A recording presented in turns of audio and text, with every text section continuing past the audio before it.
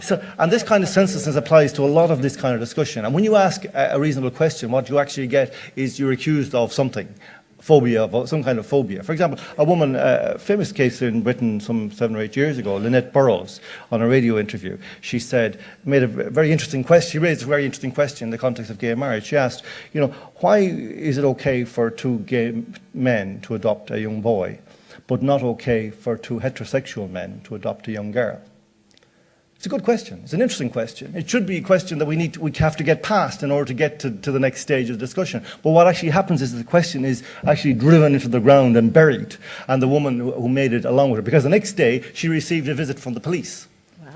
So, and she was investigated for homophobia or whatever is the equivalent, incitement to something or other. There are many aspects of it which we need to actually tease out, but we can't. I mean, marriage, you know, is an institution. It's nothing to do, you know, I don't want to refight the whole issue, but it's possible to actually say that, you know, there is no discrimination against gays in relation to marriage, because all people can get married if they can find somebody to marry them, so long as it's a person of the opposite sex, because that's what marriage is. Now, you might disagree with that, but you'll be disagreeing on a semantic basis, as opposed to on a basis to do with the actual nature of marriage. And you'd be arguing on the basis of an individualization of rights as opposed to the old form of rights that I talked about. So, and I was recently talking to a group of students from France, and they had Googled me, and perhaps they saw my dandruff, but they decided that I was a deeply reactionary fundamentalist type of person. So we were arguing about these issues, and one of the things was gay adoption.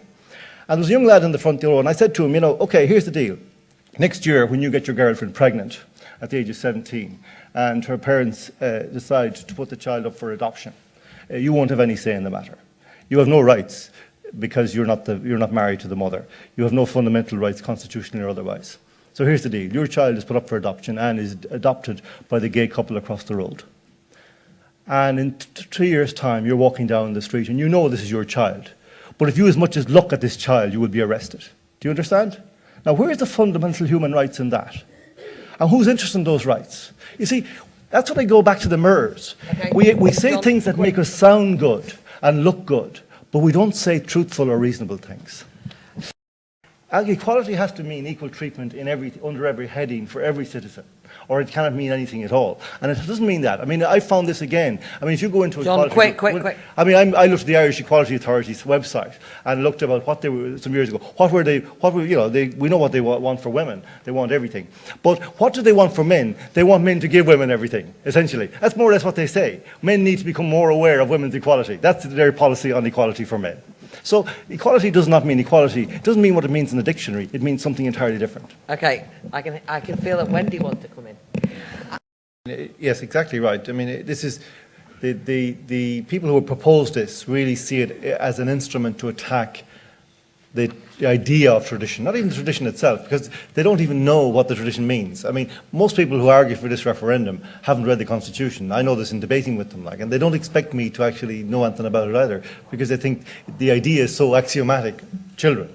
Who can be against children? So therefore, the idea that you are, and they can't, I mean, they try to demonize you as being anti-children, you know, whatever that is, but it doesn't work. And that's kind of working all the way through all these discussions. There's a kind of a satire being conducted against the idea of tradition and the idea of authority.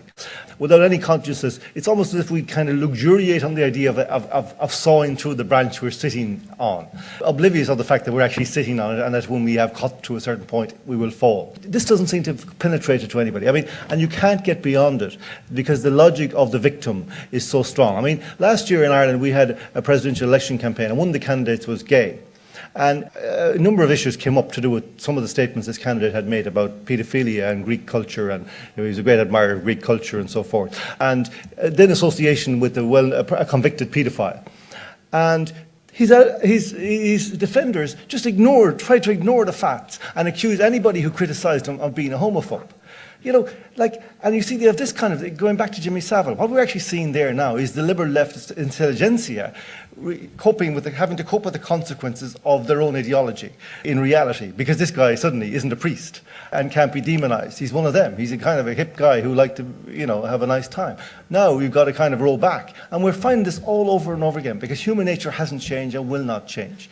You know, so there's this satire, and because the conservative view is always dandruffed, It cannot defend itself. You know, if you see a panel, I mean, RT, the BBC, RT, all these televisions, they choose their panels not to conduct debates, but to conduct dramas. This is actually a debate.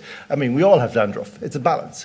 You know, but usually it's kind of like a token, you know, the liberal and the left winger, and then the token reactionary, you know, who looks like a reactionary. He wears a tweed jacket. He's dandruffed. He's molting, you know, and he's a red face from alcohol. So, you know, everything he says is obviously, and the drama is really to show him being defeated.